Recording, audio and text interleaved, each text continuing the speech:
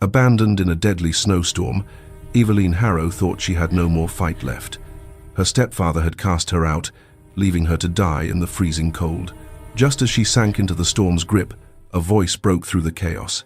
"I've been searching for you, the Duke of Ravenshaw." But why would a man like him search for someone with nothing? What secret had he been keeping? And why did she feel a strange pull to trust him, despite the danger lurking in his eyes? Hello, lovely. If you're enjoying this historic romantic tale, I'd be so grateful for a like or a subscribe. It helps me bring you more stories of love, longing, and history. And if you're up for it, tell me in the comments where you're watching from. I read every note, and it always brings a smile to my face. Chapter 1. The Winter's Cruelty. The wind shrieked like a living thing, tearing through Eveline's thin dress with merciless fury. She stumbled forward, her bleeding fingers clutching at nothing, the world around her reduced to endless white. Snow stung her face like 1,000 needles, each gust threatening to knock her off her feet and into the drifts that reached her knees. Keep moving. Just keep moving. But her legs betrayed her, trembling violently beneath her weight. The worn boots, the only pair Cedric had left her, were soaked through, her toes so numb she could no longer feel them. Each step sent shooting pain up her calves, her muscles screaming in protest against the cold that had seeped into her very bones. She had lost the road some time ago, or perhaps there had never been a road at all. The carriage tracks had vanished beneath the relentless snow, and the trees, when she could see them through the blizzard, all looked the same, dark sentinels in an endless frozen wasteland. This morning, the thought clawed its way through her fading consciousness. This morning, I was alive. She had been in her small attic room when Cedric found the letter. The sound of his boots on the stairs had sent ice through her veins. He never came to her room unless he meant to hurt her. The door had slammed open, and there he stood, her stepfather, his face purple with rage. In his fist, crumpled and torn, was Mr. Pembroke's letter. "What is this?" His voice had been deadly quiet, more terrifying than if he had shouted, "What have you been doing, you ungrateful wretch?" Eveline had risen from her chair, her heart hammering. "I only asked questions. About my father's estate, about—" The blow came without warning. His hand connected with her cheek, sending her sprawling across the threadbare rug. Stars exploded across her vision. "You think to challenge me?" Cedric loomed over her, his face twisted with fury. "You think you have rights? You're nothing a burden I've carried too long. Your mother's weakness lives in you." She had tasted blood, felt it warm against her split lip, but she had forced herself to meet his eyes. "Mr. Pembroke said something about my 21st birthday, about my father's will." Another blow, harder this time. She felt something crack in her jaw. "Your father's will?" Cedric laughed, a sound like breaking glass. "Your father was a fool who left you nothing but debts and disappointments, just like your simpering mother, always thinking herself better than she was. That's not true." He grabbed her by the hair, yanking her to her feet. "I have fed you, housed you, tolerated your presence for years, and this is how you repay me? By sneaking around, writing letters, asking questions?" Tears had streamed down her face, but she had refused to cry out. She wouldn't give him the satisfaction. Cedric had dragged her down the stairs, calling for his men. Two of them appeared rough men who did his dirty work, men who wouldn't question his orders. "Take her to the gamekeeper's cottage," he had ordered, shoving her toward them. "Leave her there. Let her learn what gratitude means." But she had seen it in his eyes. The cold calculation, the finality. He didn't mean for her to learn anything. He meant for her to die. The memory fractured as Eveline's foot caught on something beneath the snow. She fell hard, her hands plunging into the icy drifts. Pain lanced through her palms, they were bleeding, she realized distantly. The cold had cracked her skin open. She tried to push herself up, but her arms wouldn't support her weight. Her body had nothing left to give. "They didn't even take me to the cottage," she thought, almost laughing at the cruelty of it. The men had thrown her from the carriage miles from anywhere, their laughter echoing in her ears as they disappeared into the storm. "Nothing personal, miss," one had said, not unkindly. "But Lord Harrow pays well, and dead girls tell no tales." 2 years. It had been 2 years since her mother died, and in that time, Cedric had systematically destroyed her. First came the cold indifference, no more pretending to be the concerned stepfather, then the cruelty, harsh words, degrading tasks, being made to eat with the servants. Then came the starvation ration scraps from the kitchen, if she was lucky. Finally, confinement to the attic room, locked away like a shameful secret. She had endured it all because what choice did she have? A woman alone, with no fortune, no family, no prospects. She had nowhere to go, no one to turn to, until Mr. Pembroke's letter arrived last week. She had bribed a kitchen maid to post her inquiry months ago, a desperate gamble, reaching out to her father's old solicitor. His response had been brief but tantalizing. "Come to my office in London. Your 21st birthday changes everything. There are matters regarding your father's will that require immediate attention." She had turned 21 just 7 days ago. Cedric hadn't acknowledged it, of course, but she had marked it privately, had felt a tiny flame of hope kindle in her chest. Perhaps there was something. Perhaps her father had left her a small inheritance after all, enough to escape, enough to live. But Cedric had found the letter before she could act on it, and now she was here, dying in the snow, that tiny flame extinguishing with every labored breath. Her dress, the same thin cotton she had worn for months because Cedric insisted she needed to learn economy, provided no protection against the cold. He had sold all her good clothes, her winter cloak, even her mother's shawl. Everything of value had been stripped away, piece by piece, until she had nothing left. Nothing but the name her father had given her, and the memories of a life that felt like a dream. Eveline's vision began to blur. She could no longer feel her hands, her feet, her face. The cold was everywhere now, seeping into her chest, her heart, her mind. "Mama," she thought, and for a moment she could see her mother's face, kind and gentle, with sad eyes that had seen too much. "Forgive me. I tried." She had tried to be strong like her mother had begged her to be in those final fevered moments, had tried to endure, to survive, to outlast Cedric's cruelty. But she was so tired, so very tired. Her mother had died in this same winter cold, though she had at least had a bed and a fire. Eveline wondered if Mama had felt this same creeping numbness, this strange peace that came with surrender. "Perhaps I'll see you soon," Eveline thought, her eyes drifting closed. "Perhaps we'll finally be together again." The wind howled around her, burying her slowly in its white embrace. She couldn't move anymore, couldn't fight, could barely breathe. The world faded to white, then grey, then a darkness that felt almost welcoming. "At least he won't win," was her final, defiant thought. "At least I'll be free."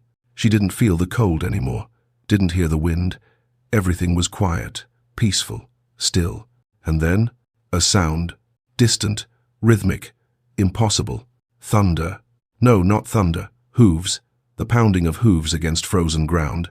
Through the gathering darkness, through the numbness that had claimed her, Eveline felt a flicker, not of warmth, not yet, but of something. Hope.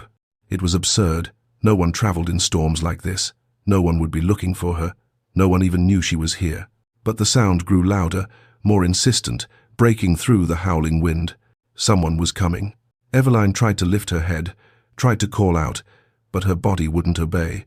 Her lips wouldn't form words. She could only lie there in the snow, that impossible sound growing closer with every heartbeat. "Please," she thought, sending the prayer out into the storm. "Please." The darkness pulled at her again, stronger this time, determined to claim her. But she held on, because someone was coming. And for the first time in 2 years, Eveline Harrow dared to hope that perhaps, just perhaps, she might survive after all. The hoofbeats grew thunderous, shaking the ground beneath her. She felt, rather than saw, the massive shape that appeared through the white curtain of snow, felt the sudden stillness as the horse stopped. And then, through the roaring in her ears, through the cold that threatened to take her, a voice, deep, urgent, warm. "Hold on, just hold on." Strong arms lifted her from the snow, and even through the layers of numbness, she felt it warmth, safety. Something she hadn't known in so long she'd forgotten what it felt like. A cloak wrapped around her, heavy and lined with fur, smelling of leather and cedar and life.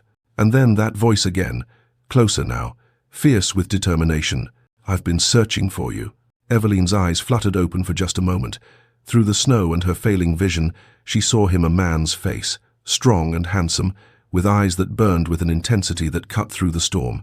She tried to speak, to ask who he was, why he was here. But the darkness claimed her at last, pulling her down into its depths. Her final conscious thought was not of fear or pain, but of wonder. "Someone searched for me." And then there was nothing but warmth and darkness, and the steady rhythm of hoofbeats carrying her away from death and into an uncertain future. Chapter 2. The Duke's Arrival. The horse's hooves thundered against the frozen ground, each impact jarring through Alistair Ravenshaw's body as he urged the beast faster through the blinding storm. Snow whipped across his face, stinging his eyes, but he didn't slow. Couldn't slow. "Your Grace!" His coachman's voice barely carried over the howling wind. "We must turn back. The storm." "Keep going," Alistair shouted, leaning low over his mount's neck. "She's out here somewhere. I know it." 8 months. He had been searching for Lady Eveline Harrow for 8 months, ever since his father's deathbed confession had shattered everything Alistair thought he knew about honor and duty. The memory rose unbidden, sharp and painful even now. Late April. The bedchamber had been thick with the smell of laudanum and approaching death. His father, the Duke of Ravenshaw, a man Alistair had respected above all others, had gripped his hand with surprising strength. "Alistair." His voice had been a rasp, barely audible. "I failed him, failed them both. Father, save your strength. No, you must know, must make it right." His father's eyes, once so sharp, had been clouded with pain and regret. "Lord Thomas Harrow, my dearest friend. When he died, I promised to protect his daughter, little Eveline." Alistair had leaned closer. "What happened?" "Her mother married Cedric Harrow. A mistake. Thomas knew it, made me swear, made me guardian of a trust for Eveline, to be released when she turned 21. His father had coughed, a wet, rattling sound. "But Cedric, he's stolen it. Stolen everything. And I was too weak, too ill to stop him. Where is she now?" "Still at Harrow Estate, under his control. She'll be 21 soon when the trust activates. Find her, son. Right my failure. She's in danger." Those had been among his father's last coherent words. 3 days later, he was gone. Alistair had begun searching immediately, quietly at first, hiring investigators, making discreet inquiries. What they uncovered had turned his blood cold. Lady Eveline Harrow was alive, but barely. Cedric kept her isolated, practically imprisoned. Servants whispered of abuse, starvation, cruelty, but no one would testify. No one dared cross Lord Cedric Harrow. So Alistair had planted an informant, a footman loyal to coin rather than cruelty. And this morning, the urgent message had arrived. He means to kill her. She asked questions about her inheritance. He's moving tonight. Alistair had ridden out immediately, racing the storm and his own fear that he would arrive too late. The wind shifted, and for a moment, the curtain of snow parted. That's when he saw it, a dark shape against the white, too small to be a fallen log, too still to be an animal. His heart stopped. "There." He yanked his horse toward the shape, half falling from the saddle before the animal had fully stopped. He dropped to his knees beside her, his hands shaking as he turned her over gently. The face that met his gaze made his breath catch. He had seen her portrait, a miniature her father had given his own father years ago, but the painting hadn't captured this. Even unconscious, even with her lips blue and her skin deathly pale, she was breathtaking. Delicate features, dark lashes against ashen cheeks, a face that somehow still held traces of dignity despite everything she had endured. This is her. This is Eveline. But it was more than recognition that struck him. Something shifted in his chest, something unexpected and fierce. A pull he couldn't name, didn't have time to examine. She wasn't breathing. No, the word tore from him. "No, you don't get to die. Not when I just found you." He ripped off his heavy cloak and wrapped it around her, then lifted her against his chest. She weighed almost nothing, her body frighteningly light in his arms. "I've been searching for you," he said, his voice rough with emotion he didn't understand. "You're safe now.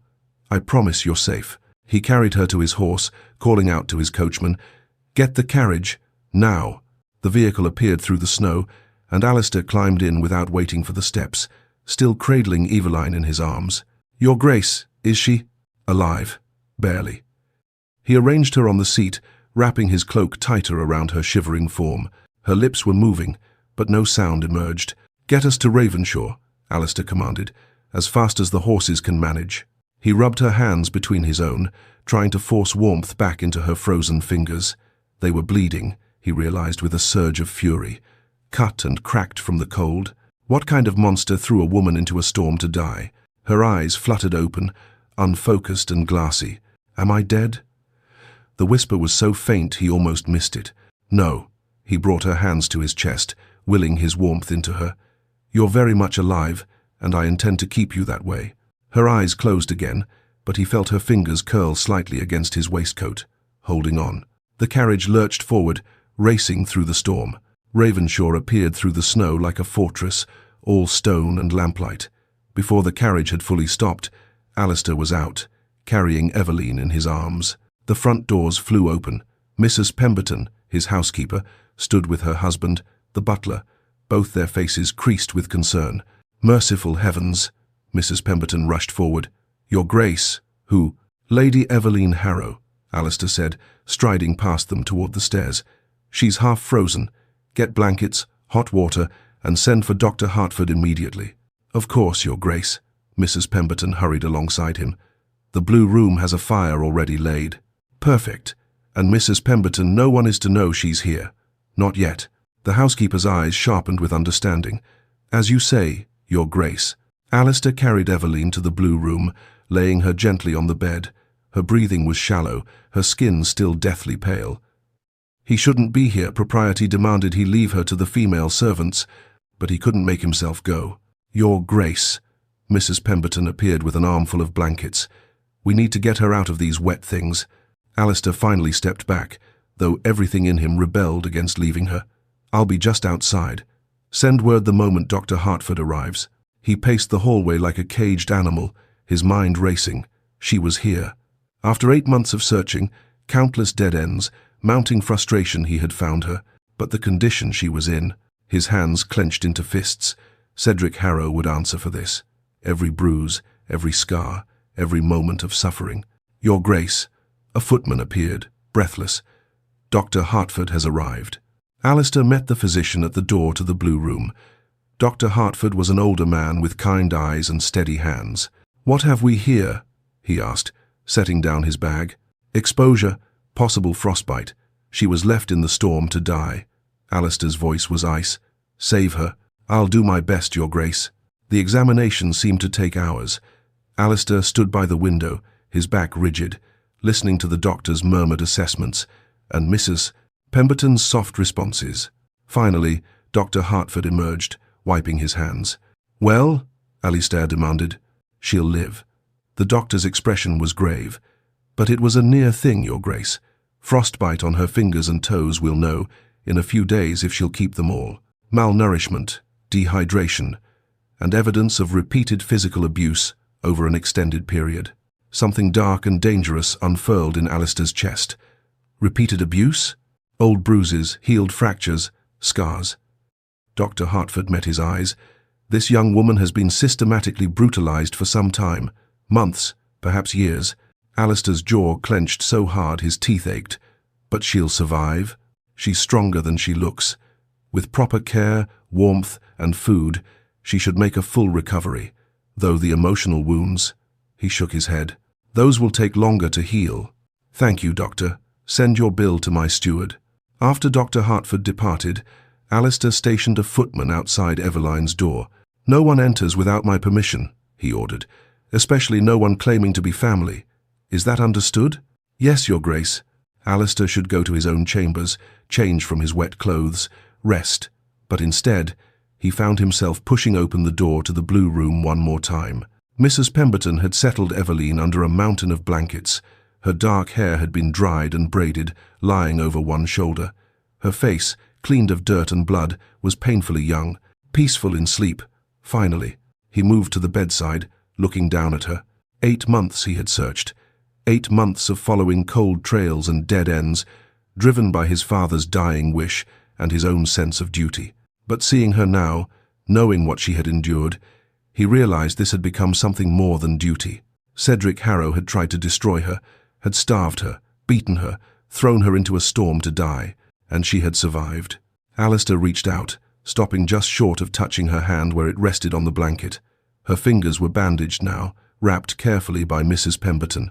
"You're safe now," he said softly. "I give you my word, he'll never hurt you again." He didn't know if she could hear him, didn't know if she would even remember this moment when she woke. But he made the promise anyway, to her. to his father's memory, to himself. Cedric Harrow's reign of cruelty was over, and Alistair Ravenshaw would make certain he paid for every moment of suffering he had inflicted. Chapter 3. Awakening to Questions. Warmth. That was the first thing Eveline noticed as consciousness slowly returned. Warmth surrounding her, cocooning her, seeping into bones that had known nothing but cold for so long. Her eyes fluttered open to soft morning light, filtering through curtains of deep blue velvet. She blinked, confused, her mind struggling to make sense of what she was seeing. A ceiling painted with delicate plasterwork, walls papered in cream silk with subtle gold threading, a fire crackling merrily in an ornate marble fireplace, and the bed, merciful heavens, the bed. She was lying on linen so fine they felt like water against her skin, beneath a coverlet of quilted silk that must have cost more than everything she had owned in the past 2 years combined. The scent of lavender hung in the air, subtle and soothing. Where am I? She tried to sit up and immediately regretted it.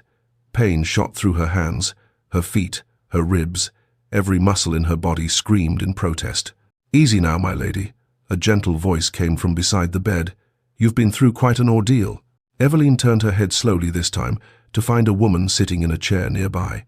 She was perhaps 50, with kind eyes and greying hair tucked neatly beneath a pristine white cap. Her dress marked her as upper staff, a housekeeper perhaps. Where? Eveline's voice came out as a croak, her throat raw and painful. Here. The woman poured water from a pitcher into a glass, helping Eveline drink. The cool liquid was pure bliss. Small sips now. That's it. When Eveline had drunk her fill, she tried again. Where am I? Ravenshaw Estate, my lady. I'm Mrs. Pemberton, the housekeeper. The woman set the glass aside and adjusted Eveline's pillows with practiced efficiency.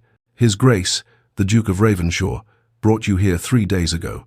You've been sleeping, which is exactly what you needed. 3 days, Eveline's mind reeled. The last thing she remembered was the storm, the cold, the certainty that she was dying. And then, a voice, strong arms, warmth. I've been searching for you. The Duke, she whispered. He saved me. That he did. Mrs. Pemberton's expression softened. Found you in that terrible storm and rode through it, like the devil himself was chasing him, to get you home safe. Home. The word felt foreign, impossible. This couldn't be real. Any moment now, she would wake in her cold attic room, hunger gnawing at her belly, and realize this had all been a beautiful, cruel dream. I've brought you breakfast, Mrs. Pemberton lifted a tray from a nearby table, settling it across Eveline's lap. Dr. Hartford said you're to eat slowly, mind. Your stomach needs time to adjust. Eveline stared at the tray. Toast with butter, soft boiled eggs, porridge with honey, tea that smelled of bergamot, real food, more food than she had seen in months. Her hands shook as she reached for the toast, then stopped. Her fingers were wrapped in bandages. Frostbite, Mrs. Pemberton explained gently. Not severe, thank the heavens. Dr. Hartford believes you'll keep all your fingers, though they'll be tender for some time. Eveline touched the bandages carefully, memory flooding back. The storm, her bleeding hands clutching at nothing. The cold that had stolen all feeling. She had been dying. She should be dead. Why? The question escaped before she could stop it. Why would the Duke of Ravenshaw save me? I'm nobody. I have nothing. Mrs. Pemberton's expression grew careful, measured. His Grace has been searching for you for months, my lady. He'll explain everything when you're stronger. For now, you need to eat and regain your strength. Searching for her? For months? None of this made sense. But the food before her was real enough, and her stomach cramped with desperate hunger. She forced herself to eat slowly, though every instinct screamed at her to devour it all. The toast was soft, the butter rich, the eggs were perfectly cooked. Even the simple porridge tasted like heaven. She ate until Mrs. Pemberton gently removed the tray, declaring she'd had enough for now. There's a mirror on the dressing table, if you'd like to freshen up, the housekeeper said. I'll return shortly to help you wash and change your bandages. After Mrs. Pemberton left, Eveline carefully swung her legs over the side of the bed. Her feet were bandaged too, she noticed, and tender when she put weight on them. But she could stand, could walk, albeit slowly, to the dressing table. The face that looked back at her from the mirror was almost unrecognizable. She had always been slender, but now she was gaunt, her cheekbones sharp, her eyes too large in her hollow face. A bruise mottled her left cheek yellow-green now, fading but still visible. Her lip was split, though healing. Her neck bore the shadow of finger marks, evidence of what she had survived, evidence of what Cedric had done. But beneath the bruises and the thinness, she was still herself. Her eyes, at least, looked different than they had 3 days ago. There was something in them that hadn't been there in the snow. Hope, perhaps, or simply the stubborn refusal to die. A knock at the door made her turn. "My lady, Mrs." Pemberton's voice came through the wood. "His Grace requests permission to call on you, if you're feeling strong enough. I can send him away, if you'd prefer to rest." Eveline's heart hammered. The Duke, the man who had saved her life, who had apparently been searching for her, though she couldn't fathom why. She should refuse, should rest, as Mrs. Pemberton suggested. But the questions burning in her mind wouldn't wait. "I'll see him," she said, then added quickly. "But perhaps you could help me first. I don't wish to receive him looking quite so."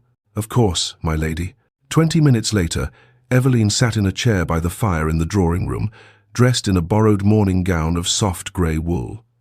Mrs. Pemberton had helped her wash and rebraid her hair, and though she still looked pale and bruised, she felt more herself. The door opened, and he entered. Eveline's breath caught. She had a vague impression from the storm, a strong face, intense eyes, but seeing him clearly now was something else entirely. The Duke of Ravenshaw was tall and broad-shouldered, with dark hair and eyes the colour of steel.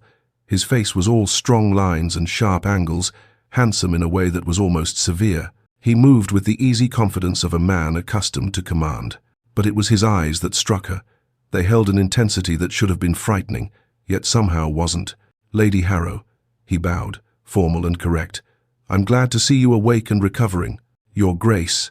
She tried to stand, but he waved her back down. "Please, don't. You're still healing." He took a chair across from her, leaving a proper distance between them. "How are you feeling?" "Confused," she admitted. "Grateful. Overwhelmed. Mrs. Pemberton said you've been searching for me?" He nodded. "For 8 months. 8 months." The words hung in the air between them. "Why?" The question came out more blunt than she intended. "Forgive me, Your Grace, but I don't understand. Why would you search for me? I'm nobody. The stepdaughter of a minor lord, with no fortune. No. You're not nobody." His voice was firm. "And you do have a fortune. Or rather, you should have." Eveline stared at him. "I don't understand." He leaned forward slightly, his expression earnest. "My father and yours were close friends. Very close. When your father died 12 years ago, he made mine guardian of a trust established for you, to be released when you turned 21. Her heart began to pound. "A trust?" "Your father's estate, Willowmere, a modest but prosperous manor about 30 miles from here, investments in several profitable ventures, and a substantial sum set aside for your future." Alistair's jaw tightened. "Cedric Harrow knew about it. He was appointed your guardian until you came of age, at which point he was legally required to turn over your inheritance." The room seemed to tilt. "I have an estate? An inheritance?" "You do. Willowmere was your father's pride and joy. He wanted you to have security, independence, a life of your own choosing." Eveline's hands trembled in her lap. "But why didn't anyone tell me? Why didn't your father? My father became ill several years ago." Pain flickered across Alistair's face. By the time he realized Cedric was abusing his guardianship, he was too weak to intervene. It haunted him until his death 6 months ago. His last words to me were a confession of his failure and a plea that I right his wrong. "So you searched for me out of duty." The words came out flat, hollow. "Of course. Why else would a duke care about her fate? I searched for you because you deserve justice." Alistair's eyes met hers, unflinching. "Because my father's failure doesn't excuse my inaction. And because," he paused, "because no one should suffer what you've endured." Eveline looked away, uncomfortable with the sympathy in his gaze. "How did you find me in the storm?" "I had someone watching Cedric's estate, a footman loyal to coin rather than cruelty." His voice hardened. "When word came that Cedric had discovered your letter to your father's solicitor, that he planned to move against you, I rode out immediately. I tracked his carriage, found where his men threw you out." His hands clenched on the arms of his chair. "They'll answer for that. All of them." The certainty in his voice sent a shiver through her. "Not fear, exactly. Something else. But I still don't understand." She met his eyes again, searching for answers. "Why do you care? You don't know me. This inheritance, surely the trust could have been transferred through legal channels, through solicitors. You didn't have to risk your life in a storm to... You would have been dead before the solicitors finished their paperwork. The words were blunt, brutal. Cedric was destroying you systematically, hoping you'd die before you turned 21 so he could claim everything through legal maneuvering. My father knew that. I know that. He leaned forward. I won't fail as he did. You deserve justice. You deserve your inheritance. You deserve to live. The intensity in his voice, in his eyes, took her breath away. She wanted to believe him, wanted to trust that this wasn't some elaborate scheme, that this impossible salvation was real. But trust was a luxury she had learned to live without. What do you want from me in return? She asked quietly. Alistair blinked, clearly surprised by the question. Nothing. Everyone wants something. Not from you, his voice gentled. Lady Harrow, Eveline, you've been hurt, betrayed, nearly murdered. I understand why you're wary. But I give you my word as a gentleman that I want nothing from you except to see you reclaim what is rightfully yours. She studied his face, looking for deception, for the hidden trap. But all she saw was sincerity. And something else, a fierce protectiveness that both unsettled and comforted her. Slowly, carefully, she allowed herself to nod. What happens now? Relief flickered across his features. Now, you rest and recover your strength. When you're ready, we'll begin the process of reclaiming your inheritance. I have solicitors gathering evidence of Cedric's malfeasance. We'll need your testimony as well, when you're strong enough to give it. And then Willowmere is yours. Your life is yours. You'll be free to choose your own path. Free. The word sounded like a dream, beautiful and impossible. I should let you rest. Alistair stood, and Eveline rose as well, though her legs trembled slightly. If you need anything at all, Mrs. Pemberton has instructions to provide it. You're safe here, Eveline. I promise you that. He moved toward the door, then paused, turning back. There's one more thing you should know. The solicitor you wrote to Mr. Pembroke, he was your father's man. Loyal and trustworthy. When you're ready, I'll arrange for you to meet with him. He has documents your father left for you. Documents? Letters, I believe. And the full details of your inheritance. Alistair's expression softened. Your father loved you very much. He wanted to ensure you were provided for, protected. He chose my father as trustee because they were brothers in all but blood. That trust was misplaced in the end, but the intent was pure. Tears pricked at Eveline's eyes. She barely remembered her father, she had been so young when he died. But knowing he had thought of her, planned for her, cared enough to try to secure her future, "Thank you," she whispered, "for telling me, for saving me, for all of this." "You're welcome," he bowed slightly. "Rest well, Lady Harrow." After he left, Eveline returned to her chair by the fire, her mind whirling with everything she had learned. An inheritance, an estate called Willowmere, freedom. It seemed impossible, too good to be true. And yet, looking around at the elegant room, feeling the warmth of the fire, tasting the lingering sweetness of honey on her tongue, this was real. She was here. She was alive. For the first time in 2 years, perhaps for the first time in her life, the future stretched before her with possibility rather than dread. Outside the window, snow fell gently, soft white flakes drifting down like blessings, so different from the killing storm that had nearly claimed her. Eveline pressed her bandaged hand to the cool glass and allowed herself, finally, to hope. Chapter 4. Secrets in the Library. The library at Ravenshaw became Eveline's sanctuary. A week had passed since she woke in the blue bedroom, a week of careful healing and quiet discovery. The frostbite on her fingers and toes had begun to fade, the bandages replaced with lighter wrappings, her bruises had shifted from purple to yellow-green, and the hollow look in her face had softened as Mrs. Pemberton plied her with nourishing meals. But it was the library that truly restored her. Floor-to-ceiling shelves lined the walls, filled with more books than she had seen in her entire life. The scent of leather and old paper wrapped around her like an embrace. Tall windows let in the winter sunlight, and a fire always burned in the marble fireplace, keeping the room warm and welcoming. She spent hours there, curled in a wingback chair with volume after volume. Poetry, history, philosophy, novels she had never been allowed to read. Each book was a gift, a reminder that the world was larger than the attic room where Cedric had kept her prisoner. Alistair often worked there too. She would arrive to find him already seated at the massive oak desk, reviewing correspondence, or consulting with his steward. At first, his presence had made her nervous, uncertain, but he never pressed for conversation, never demanded her attention. They simply existed together in companionable silence, and somehow, that was enough. Small moments began to accumulate between them like snowflakes building into drifts. She noticed he took his tea without sugar, just a splash of milk. The next afternoon, when she prepared her own cup from the service Mrs. Pemberton left for them, she prepared his as well without asking. He had looked up, surprise flickering across his face, then offered a small smile of thanks.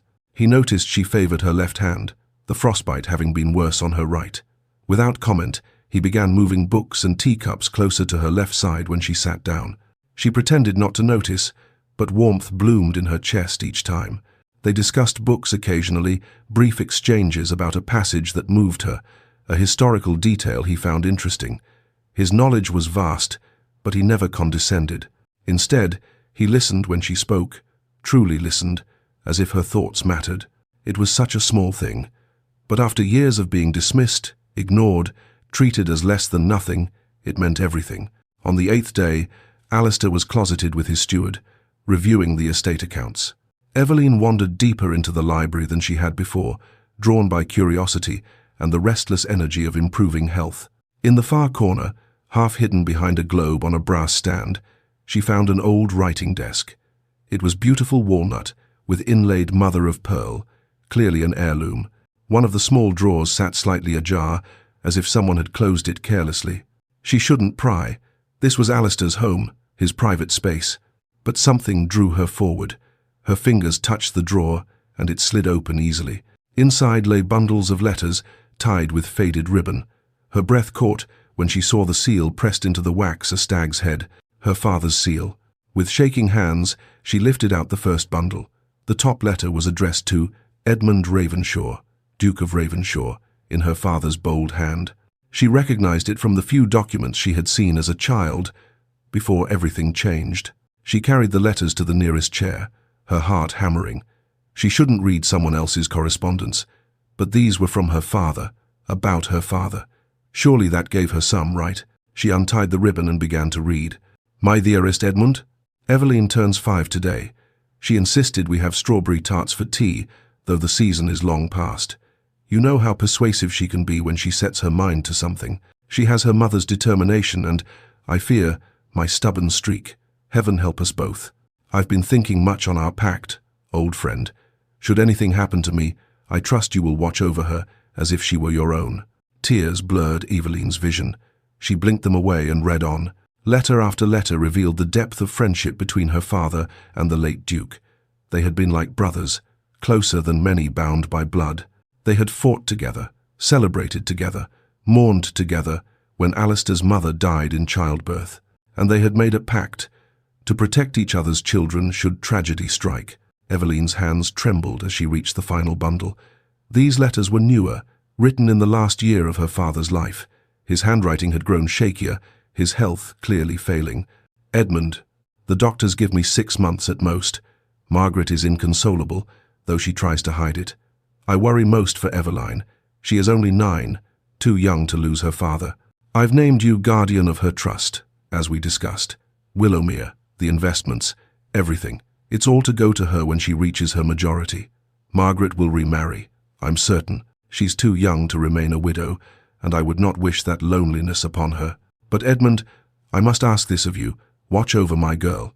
Her stepfather, whoever he may be, will have guardianship until she turns 21, but you will control the money. Be vigilant, my friend. Protect her as I cannot. Your brother in all but blood, Thomas.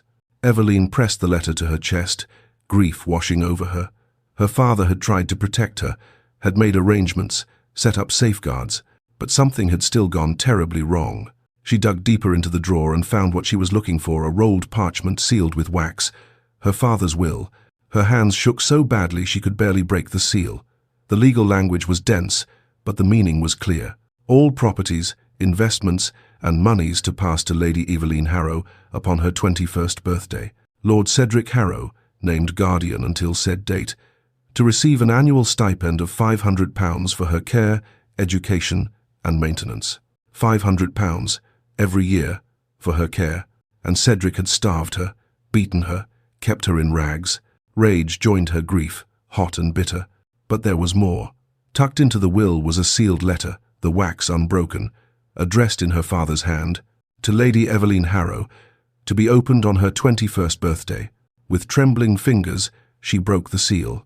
My dearest Eveline, if you are reading this, I am gone, and you have reached your majority. I wish I could be there to see the woman you've become, but I must content myself with knowing you in my heart. First, know this. You are my greatest joy.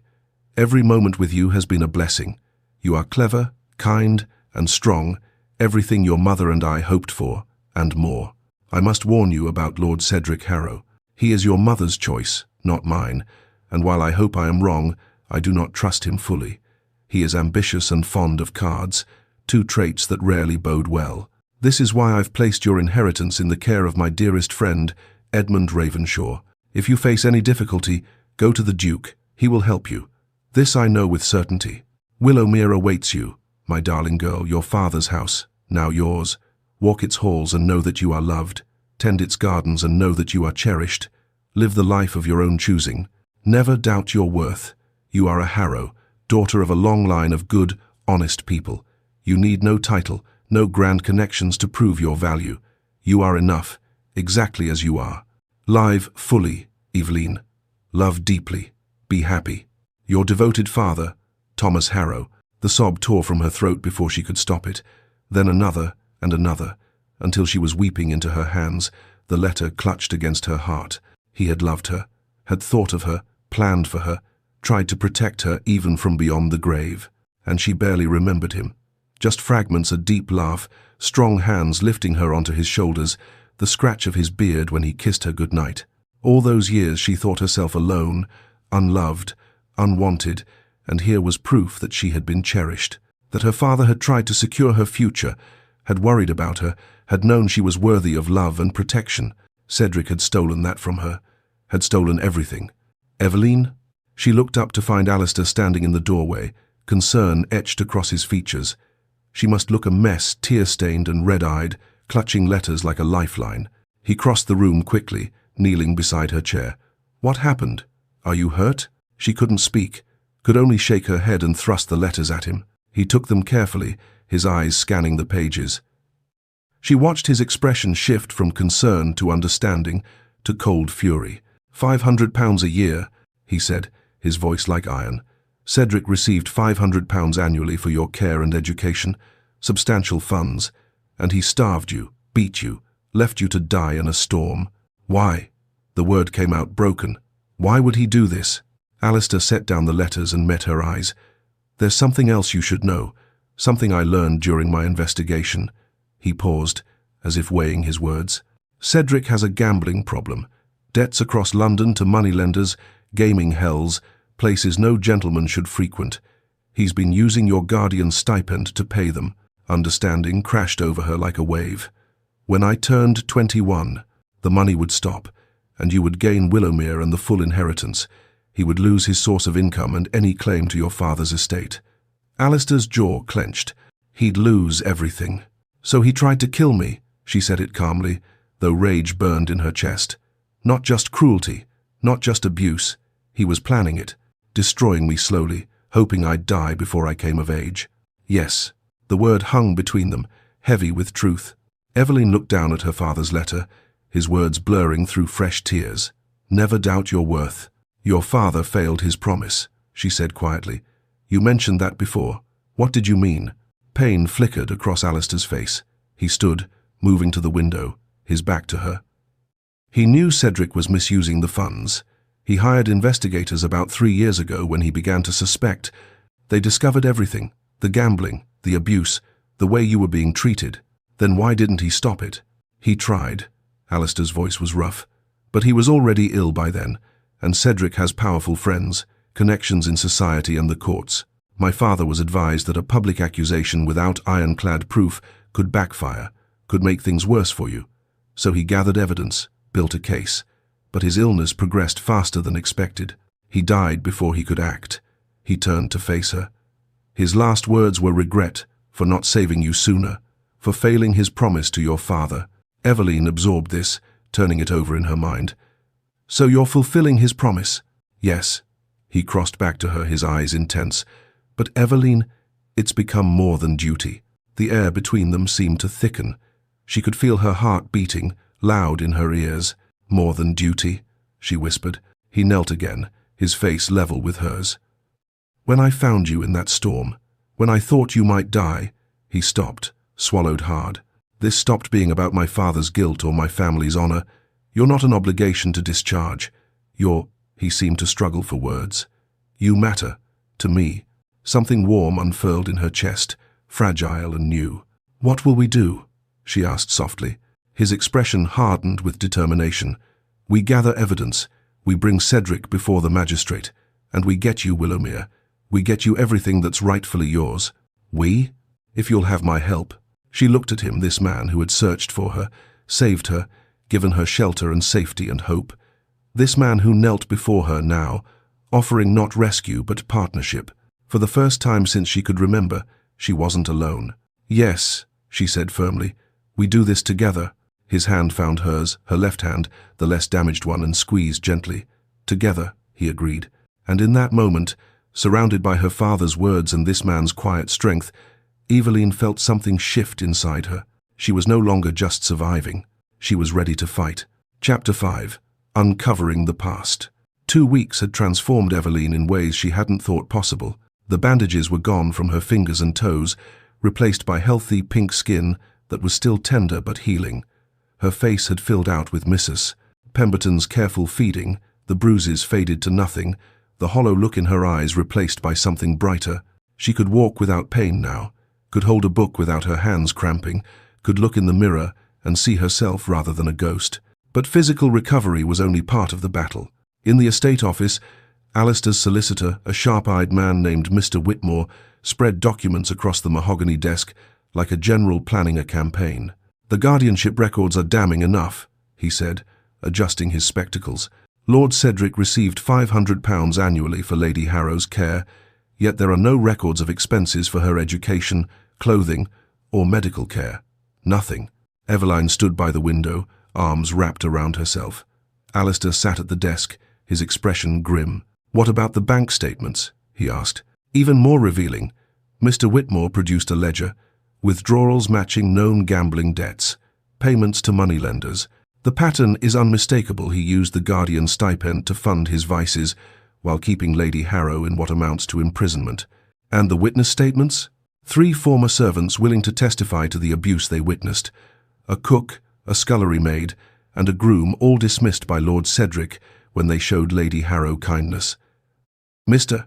Whitmore frowned. "It's substantial evidence, Your Grace, but a clever barrister might argue these are disgruntled servants seeking revenge." "We need something irrefutable," Alistair said. Eveline turned from the window, a thought crystallizing. "My mother's belongings." Both men looked at her. "When Cedric moved me to the attic room 2 years ago, he cleared out my mother's chambers. He threw everything away, said it was clutter, reminders of weakness." Her voice hardened. "But Mary, the lady's maid, she was kind to me when she dared. She might have saved something." Alistair stood immediately. "Mary still works at the Harrow estate?" "She did, last I knew. She risked his wrath more than once to sneak me extra food." Eveline met his eyes. If anyone would have hidden something away, it would be her. "Mr. Whitmore, can we approach her discreetly?" The solicitor nodded. "I'll send one of your trusted footmen, someone who won't draw attention." 3 days later, a small trunk arrived at Ravenshaw. Eveline stood in her room, staring at it as if it might bite. It was smaller than she remembered, battered leather with tarnished brass fittings. Mary's note, delivered with it, was brief. "My lady, I saved what I could when he ordered everything burned. I'm sorry it's not more. We all hoped you'd come back to claim it someday. Your loyal servant, Mary." "Would you like me to stay?" Alistair asked from the doorway. He had carried the trunk up himself, refusing to let the servants handle it. Eveline shook her head. "I need to do this alone. But don't go far. I'll be in the library." His voice was gentle. "Call if you need me." After he left, Eveline knelt before the trunk and lifted the lid with trembling hands. The scent hit her first lavender and rosewater, her mother's signature fragrance. For a moment, she was 9 years old again, climbing into her mother's lap, breathing in that comforting smell. On top lay her mother's jewelry box. Eveline opened it to find paste copies of the pieces. She remembered the real gems long since sold, she was certain. Beneath that, a silk shawl embroidered with roses, a prayer book with gilt edges, a miniature portrait of Eveline as a child. Each item was a memory, a fragment of a life before everything turned dark. And then, hidden in the lining of the trunk, her fingers found something else, a bundle wrapped in oilcloth. She unwrapped it carefully to reveal letters, dozens of them, tied with ribbon, her mother's handwriting. Eveline spread the letters across her bed, organizing them by date. Most were addressed to her mother's sister, Aunt Catherine, who had died 5 years ago. But there were others too, drafts of letters never sent, entries that read more like journal confessions. She began to read. "Dearest Catherine, I've discovered something terrible. Cedric has been stealing from Eveline's trust. I found bank statements hidden in his study withdrawals that don't match what he claims to spend on our household. He's gambling, Catherine, heavily." The letter was dated 6 months after her father's death. Another, a year later. "He knows I know. I confronted him, and he threatened me. Said if I went to the Duke or tried to leave, he would have me declared mad and institutionalized. You know how easy that is for a husband, Catherine. I would lose Eveline entirely. At least this way, I can protect her as best I can." Eveline's hands shook as she continued reading. The letters painted a picture she had never seen. Her mother wasn't the weak, passive woman Cedric had described. She had been trapped, terrified, but fighting in the only ways available to her. She had documented everything: dates when Cedric struck her, amounts he stole, witnesses to his cruelty. She had been building a case, gathering evidence, hoping to use it to protect Eveline when the time came. But she never got the chance. The later letters showed her mother's declining health. "Catherine, I grow weaker each day. Cedric insists the doctor's medicine will help, but I only feel worse after taking it. Sometimes I wonder." Eveline's breath caught. Had Cedric poisoned her? Slowly, subtly, making it look like natural illness. She would never know for certain. But the suspicion settled in her chest like a stone. The final letter was unsealed, addressed simply, "To my darling Eveline," in a shaky hand. "My dearest girl, if you are reading this, I am gone, and I have failed you. Forgive me for my weakness. I tried to protect you but could not find the strength to leave, to fight hard enough. You are stronger than I ever was. I see it in you, your father's courage, his determination. Do not let Cedric break you as he broke me. Fight, my darling. Live. The evidence I've gathered is here. Use it. Seek out the Duke of Ravenshaw. He was your father's dearest friend. He will help you if I cannot. Know that every moment with you has been my greatest joy. You are loved, Eveline. Never doubt that. Your mother." The sob tore from Eveline's chest before she could stop it.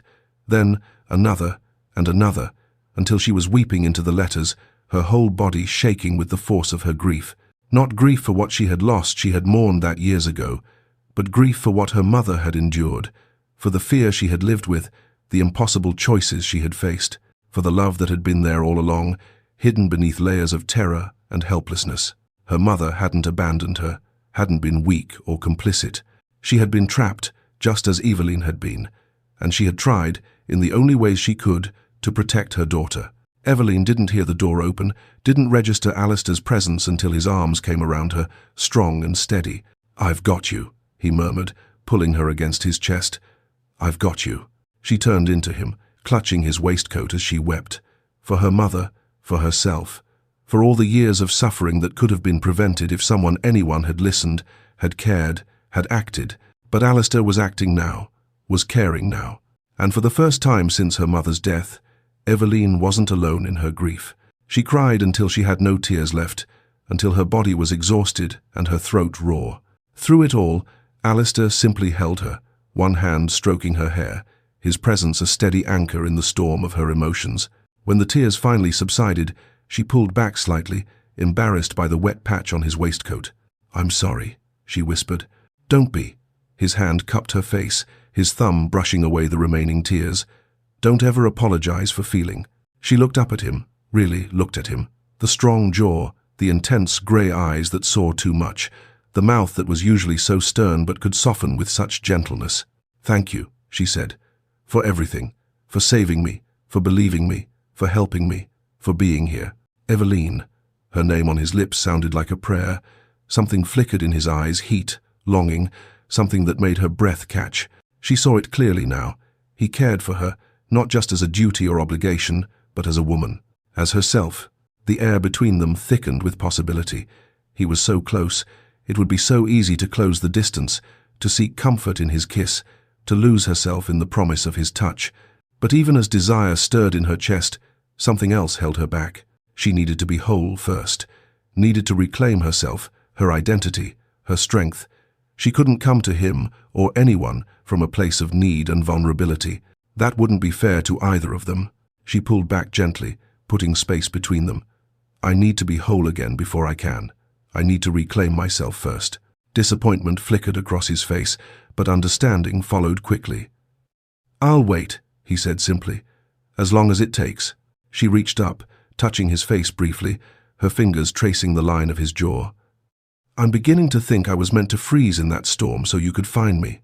His hand covered hers, pressing it against his cheek. You were meant to survive. Everything else is just us choosing each other. The words hung between them, not a kiss, but a promise. Something deeper than passion, more enduring than desire. When he finally stepped back, Eveline felt the loss of his warmth, but also a strange rightness. This was how it should be. Honest, patient, built on choice rather than circumstance. The letters, she said, gesturing to the bed. My mother documented everything. Dates, amounts, witnesses. It's all here. Alistair's expression shifted back to determination. May I? She nodded, and together they reviewed her mother's careful evidence. Bank records copied in her mother's hand. Names of servants who had witnessed Cedric's cruelty. Detailed accounts of his violence and theft.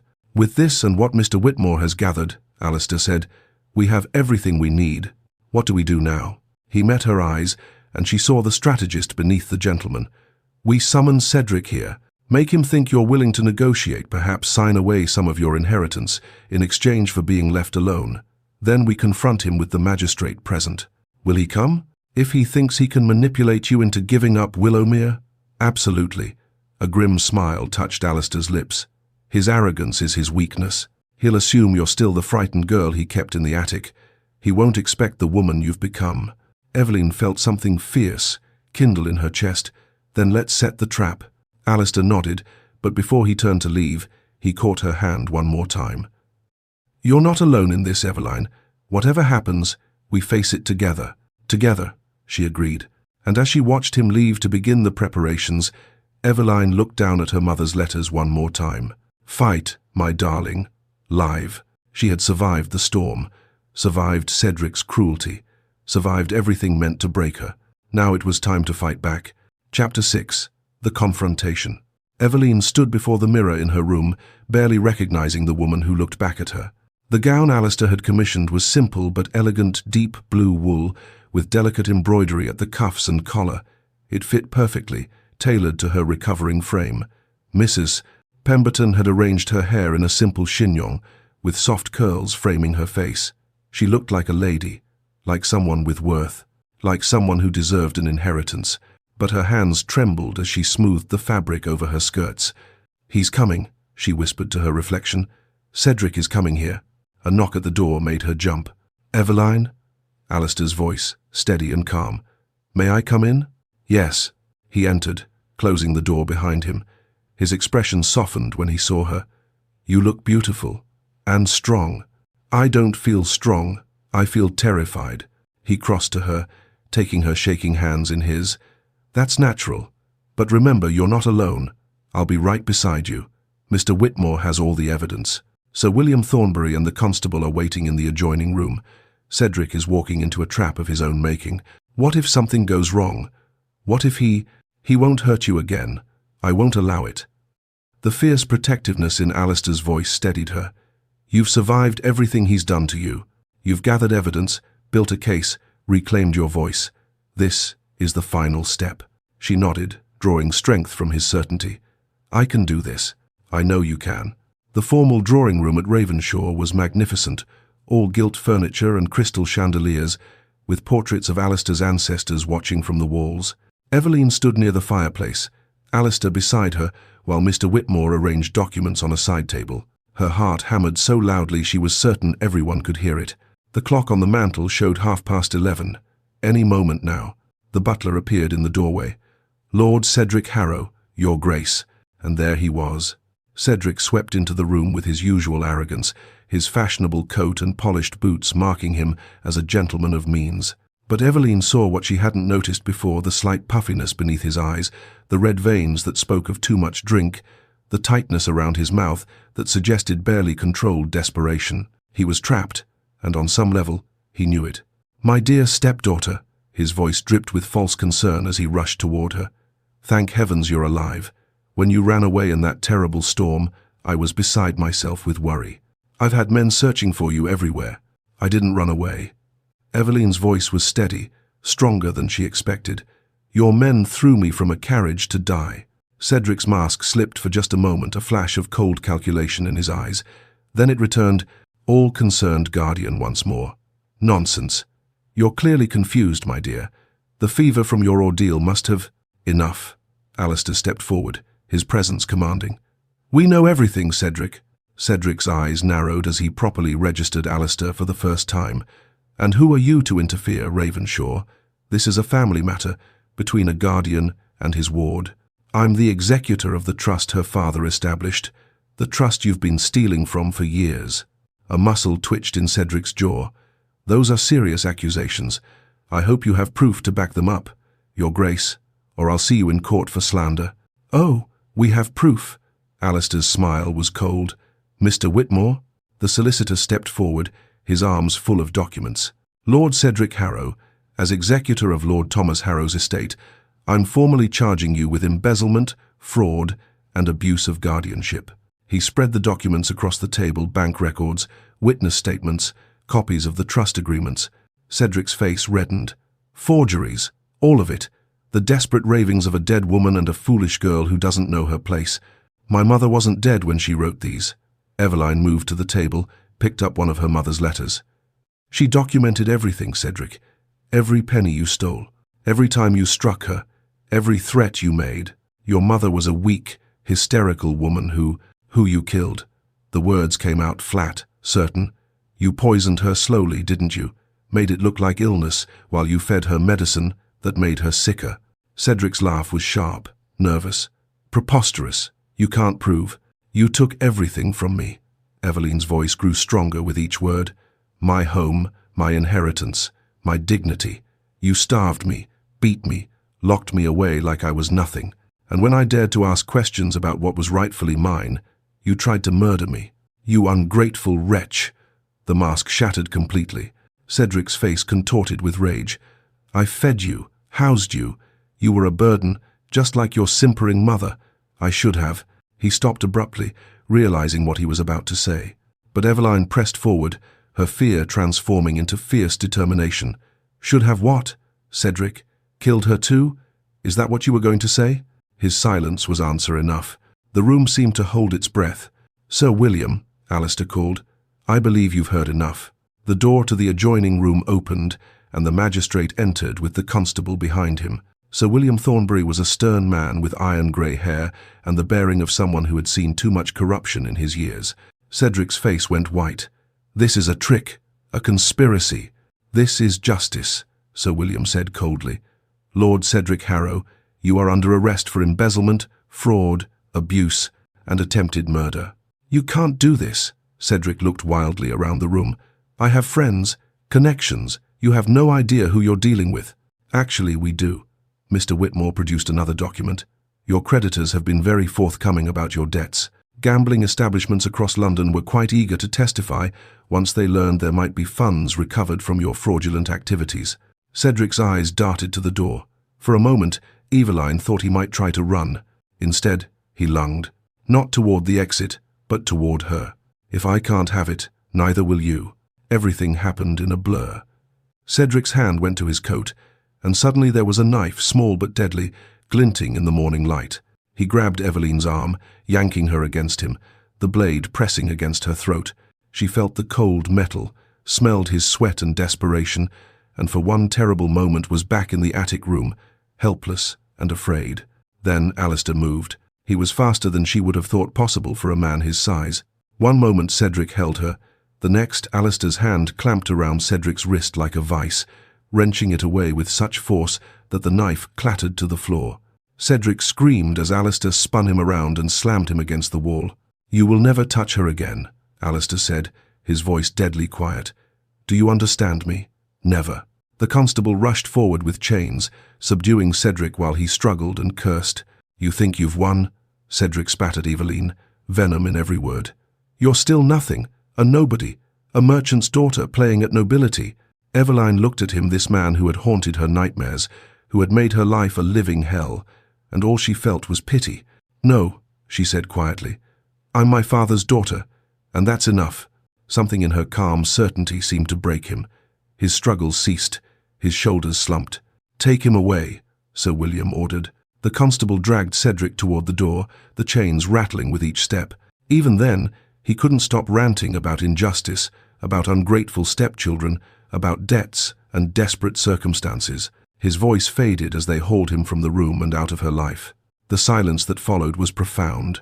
Sir William approached Eveline, his stern expression softening slightly. "Lady Harrow, on behalf of the Crown, I apologize for the failure of justice that allowed this man to harm you for so long. Your inheritance will be restored immediately. I will personally oversee the transfer of Willowmere and all associated properties." "Thank you, Sir William." Her voice sounded distant to her own ears. After the magistrate and Mr. Whitmore departed to handle the legal formalities, Eveline stood alone in the silent drawing room. The space felt too large suddenly, too empty. It was over. Cedric was arrested, her inheritance secured, justice served. So why did she feel so hollow? "Eveline?" Alistair's voice was gentle. "Are you all right?" She turned to him, trying to find words for the strange emptiness inside her. "I thought I'd feel triumphant, or at least relieved, but I just feel empty. He can't hurt me anymore, but he already took so much. I can't get those years back." Alistair crossed to her, his presence solid and reassuring. "No, you can't get them back, but you can build new ones." "Can I?" She looked up at him, suddenly uncertain. "I don't even know who I am without fear. For so long, I was just trying to survive, and now that I don't have to anymore, I don't know what comes next. Then we'll discover it together." He took her hands, his touch warm and steady. "If you'll let me." She wanted to lean into him, to let his strength carry her through this strange aftermath. But something held her back, the same instinct that had pulled her away from his kiss before. She needed to find herself first, needed to understand who Eveline Harrow was when she wasn't defined by suffering. "I need time," she whispered, "to understand what freedom means, to figure out who I am when I'm not afraid." "I know," he squeezed her hands gently, "and I'll be here, for as long as it takes." She nodded, exhausted but somehow lighter. The weight she'd carried for 2 years, the fear, the constant vigilance, the crushing helplessness had lifted. Cedric was gone. She was free. Now she just had to learn what to do with that freedom. Chapter 7. Healing and Hope. Spring arrived at Ravenshaw like a promise kept. The snow melted away, revealing green grass and early crocuses pushing through the earth. The air lost its bitter edge, softening into something almost warm. Birds returned to the trees, filling the mornings with song. 2 months had passed since Cedric's arrest.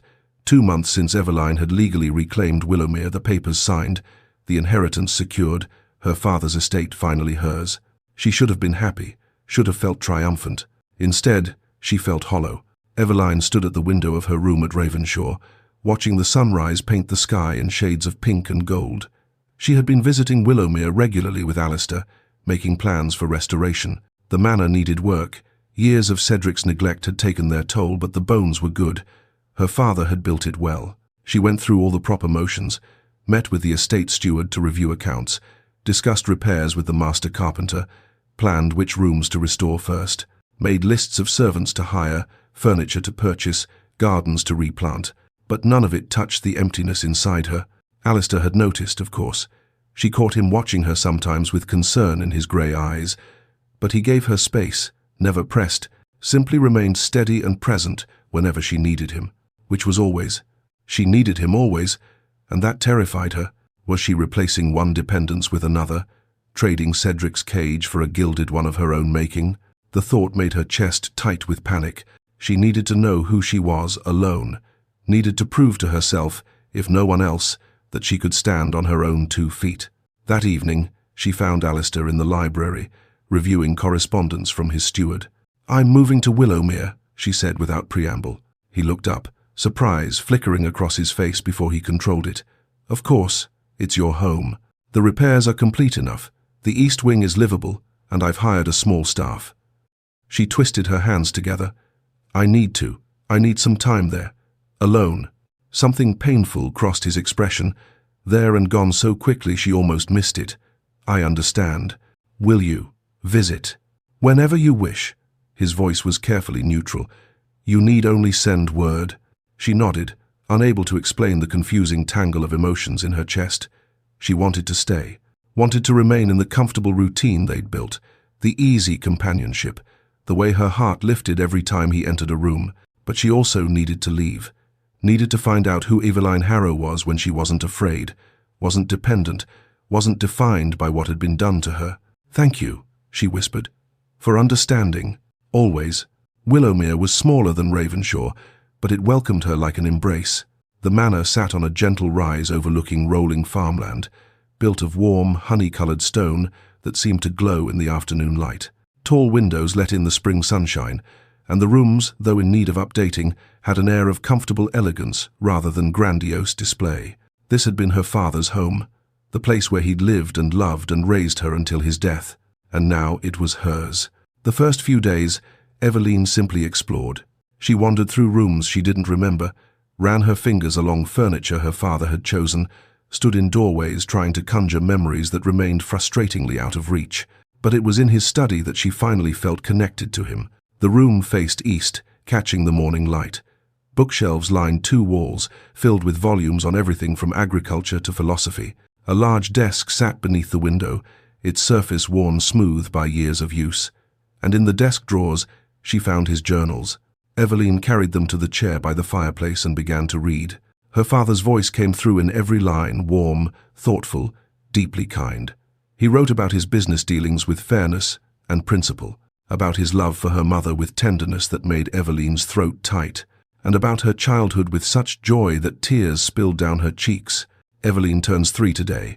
She insists the moon is made of cheese. I haven't the heart to correct her. Margaret says I'm encouraging fanciful thinking, but I believe a child should be allowed to see magic in the world for as long as possible." Eveline laughed through her tears, pressing the journal to her chest. She didn't remember that birthday, didn't remember believing such a silly thing, but knowing her father had delighted in it, had treasured those moments, it made her feel less alone. She spent days reading through his journals and business records. What she discovered surprised her. Her father had been a successful merchant, yes, but more than that, he had been fair, generous, beloved by those who worked with him. He paid his workers well, refused to engage in practices he considered exploitative, gave generously to local charities. One entry particularly struck her. "A man asked me today why I don't maximize profits as others do. You could be twice as wealthy," he said, "but what use is wealth built on the suffering of others? I want Eveline to inherit more than money. I want her to inherit a name she can be proud of, a legacy of treating people with dignity. That is worth more than any fortune." Eveline closed the journal and looked around the study at the simple but well-made furniture, the quality books, the comfortable elegance that spoke of success achieved with integrity. Her worth didn't come from nobility or grand titles. It came from character, from choices, from the legacy her father had left her. And she could build on that legacy, make her own choices, create her own path. The realization settled something inside her. Over the following week, Eveline threw herself into managing Willowmere. She hired back the servants Cedric had dismissed, loyal people who had served her father and remembered Eveline as a child. She reopened the village school her father had funded, ensuring the teacher had proper supplies and a decent wage. She reviewed the estate operations with the steward, learning about crop rotations and tenant relations and 100 other details. To her surprise, she was good at this. The careful planning, the attention to detail, the genuine care for the people who depended on the estate, it all came naturally to her. But every evening, as the sun set and the manor grew quiet, loneliness crept in. She missed Alistair, missed his steady presence, his quiet humor, the way he listened when she spoke as if her words truly mattered, missed the comfortable silence of working side by side in the library, missed the warmth in his eyes when he looked at her. She had proven she could stand alone, could manage an estate, make decisions, forge her own path. But standing alone and being alone were two different things, and she didn't want to be alone. Not anymore. 2 weeks after moving to Willowmere, Eveline was in the garden supervising the planting of new rose bushes when she heard hooves on the drive. Her heart leaped before she even turned around. Alistair. He dismounted with his usual grace, but she could see the tension in his shoulders, the uncertainty in his expression. "I'm sorry for intruding," he said, not coming closer. "I told myself I'd wait until you called for me, but I couldn't. I needed to know you were well." Eveline felt something warm bloom in her chest. "I'm glad you came." Relief flooded his features. "Truly? Truly." They walked through the gardens together, following the paths her father had laid out years ago. New growth pushed up through the soil tulips and daffodils, herbs and climbing roses that would bloom in summer. "Tell me what you've been doing," Alistair said. So she did. Told him about her father's journals, about reopening the school, about learning to manage the estate, about discovering she was good at it, capable of it. "I thought reclaiming Willowmere would fill the emptiness," she said, stopping beside a stone bench. "And it's helped. I know who I am now, who my father was. I'm proud of the legacy he left me." "But," Alistair prompted gently, "but it's not enough." She turned to face him. "The estate, the money, the justice, none of it matters without." She stopped, suddenly shy. How did she put into words what she'd only just realized herself? Alistair took her hands, his touch warm and familiar. "Without what, Eveline?"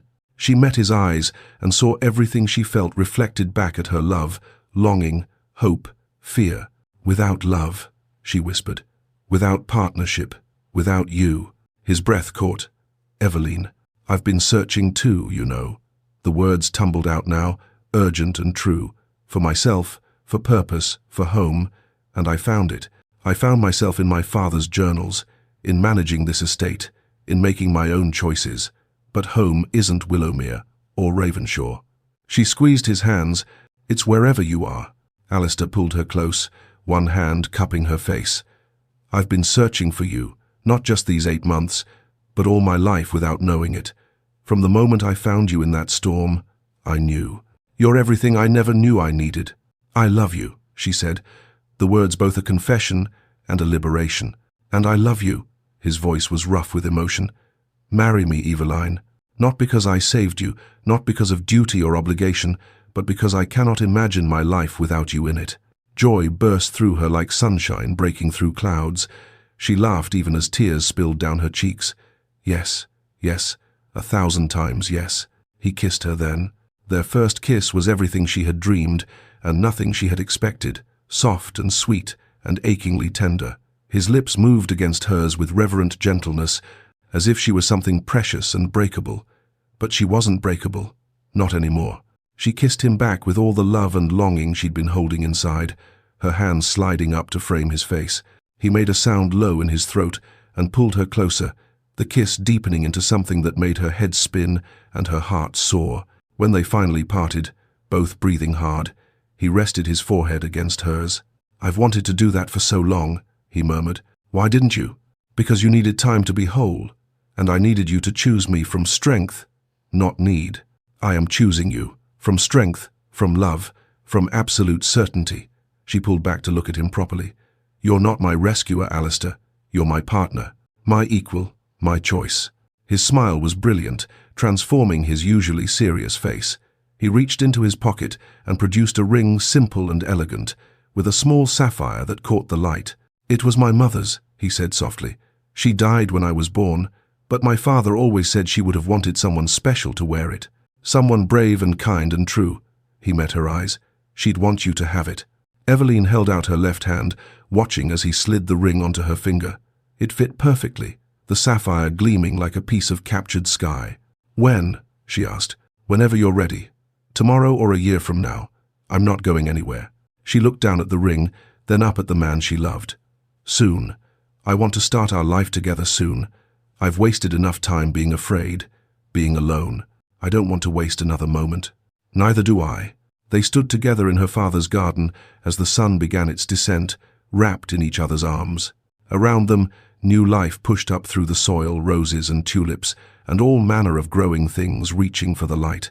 Eveline thought of that terrible night in the storm, how she had collapsed in the snow, certain she was going to die, how the cold had seeped into her bones and stolen her hope, and then strong arms had lifted her, a warm voice had promised safety, and everything had changed. She had been lost, but she had found herself, had been broken, but she had healed, had been alone, but she had found love. "What are you thinking?" Alistair asked, pressing a kiss to her temple. "That I was meant to freeze in that storm so you could find me." "You were meant to survive," he corrected gently. "Everything else is just us choosing each other." She smiled against his chest.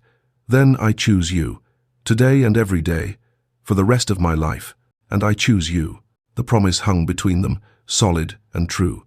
Not a fairy tale rescue, but something better, two people who had found each other in the darkness and chosen to walk into the light together.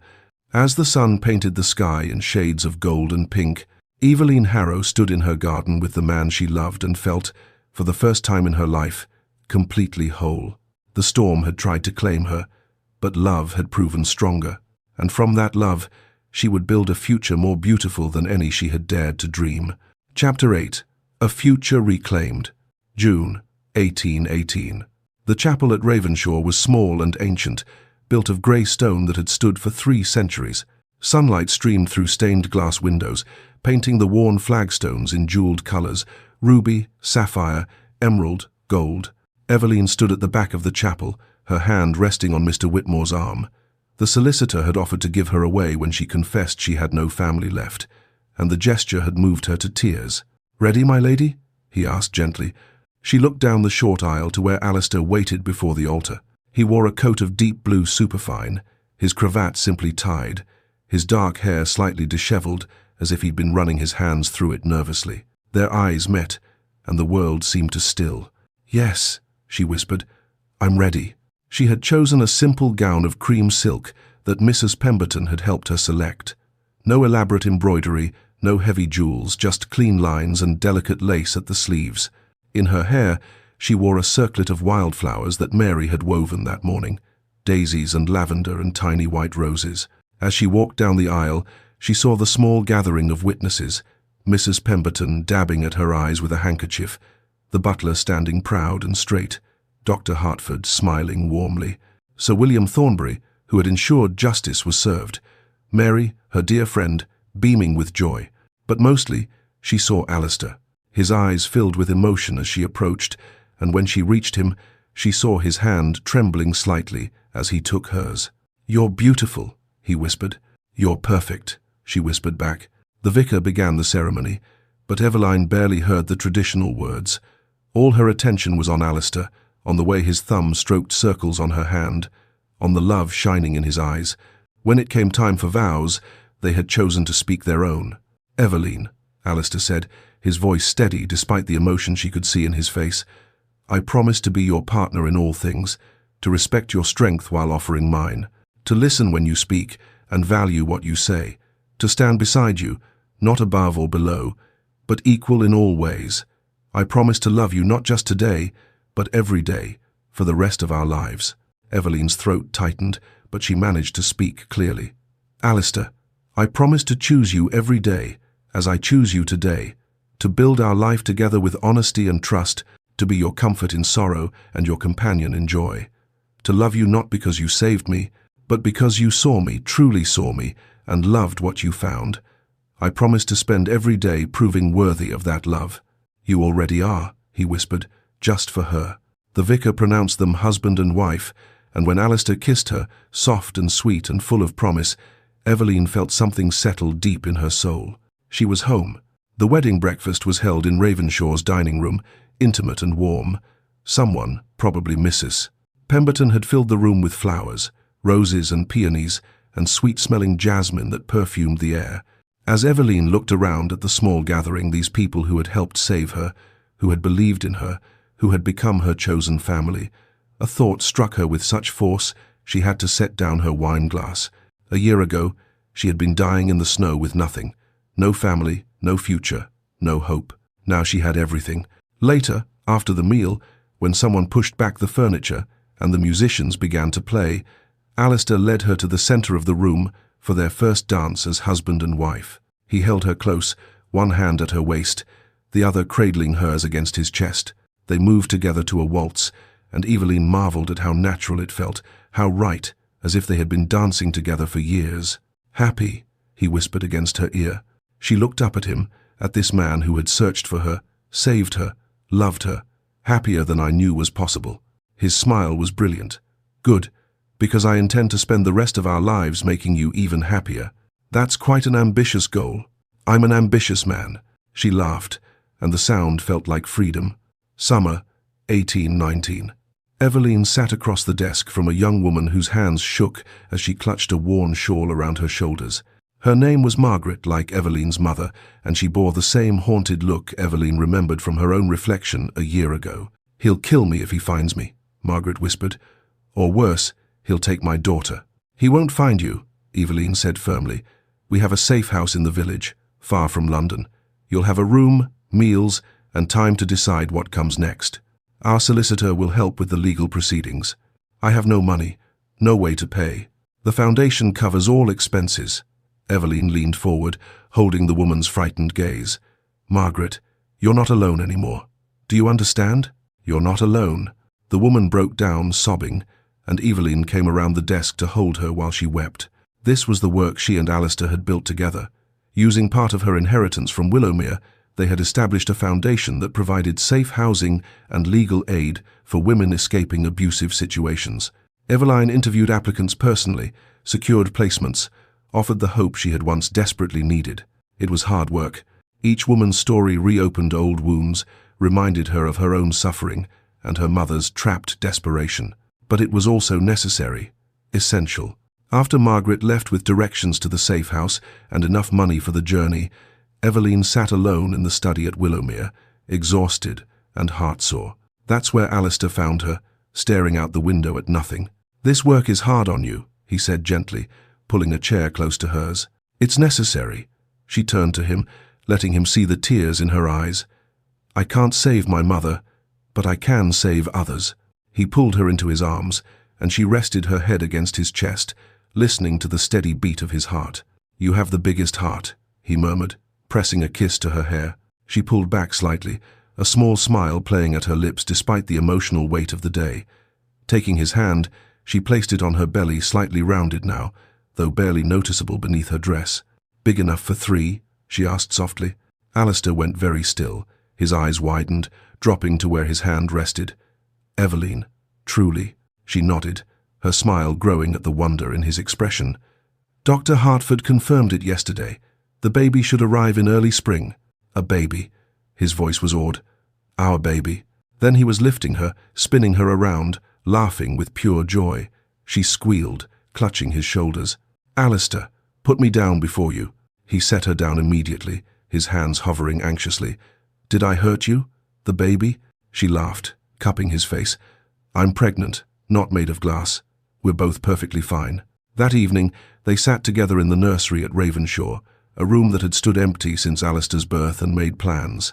They discussed names, debated paint colors, dreamed aloud about the child who would join their family. And when Alistair placed his hand on her belly and whispered promises to the baby growing there, Eveline felt her heart overflow with love. December, 1821. Snow fell softly outside the windows of Ravenshaw, blanketing the estate in white. But inside, everything was warm and bright. Garlands of evergreen draped the staircases, tied with red ribbon. Candles glowed in every window.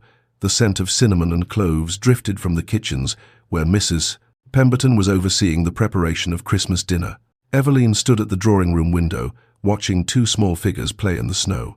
Catherine, just turned 3, was attempting to build a snowman with intense concentration. Her dark curls escaped from beneath her hood, and her little face was scrunched with determination, so like her father, when he was focused on a task. Thomas, 2 years old and full of mischief, kept toddling over to knock down whatever Catherine built, shrieking with laughter each time. "Thomas, no." Catherine's voice drifted through the glass. "Bad brother." But Thomas just laughed harder and knocked down another pile of snow. Eveline smiled, her hand resting on her belly where a 3rd child grew, due to arrive in the spring. She was tired, Pregnancy at 31 was different than it had been at 23, but deeply content. Strong arms wrapped around her from behind, and Alistair's chin came to rest on her shoulder. "What are you thinking?" he asked, his voice a low rumble against her back. "About snow, about storms." She felt him tense slightly, knowing where her mind had gone. The story of how they met was both beautiful and terrible, and sometimes the terrible part still haunted them both. "4 years ago, I was dying in a winter storm," she said quietly. "I'd lost everything. I thought I had no future." "Eveline, let me finish." She turned in his arms to face him. "I was dying, and you found me. You wrapped me in your cloak and said you'd been searching for me." He held her tighter, his eyes intense with emotion. "And I had been. I know, but here's what I've realized."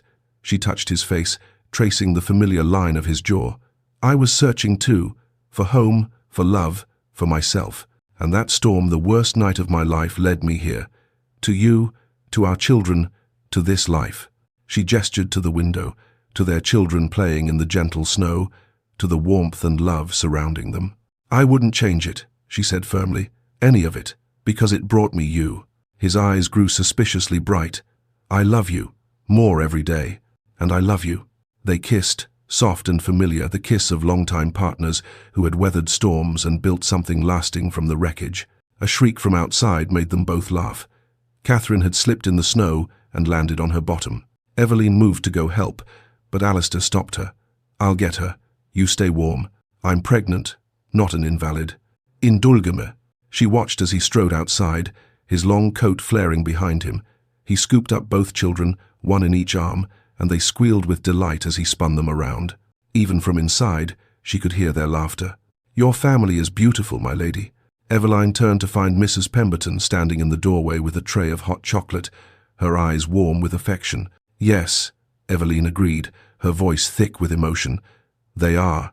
Later that evening, after the children had been fed and bathed and tucked into bed with stories, the family gathered in the drawing room.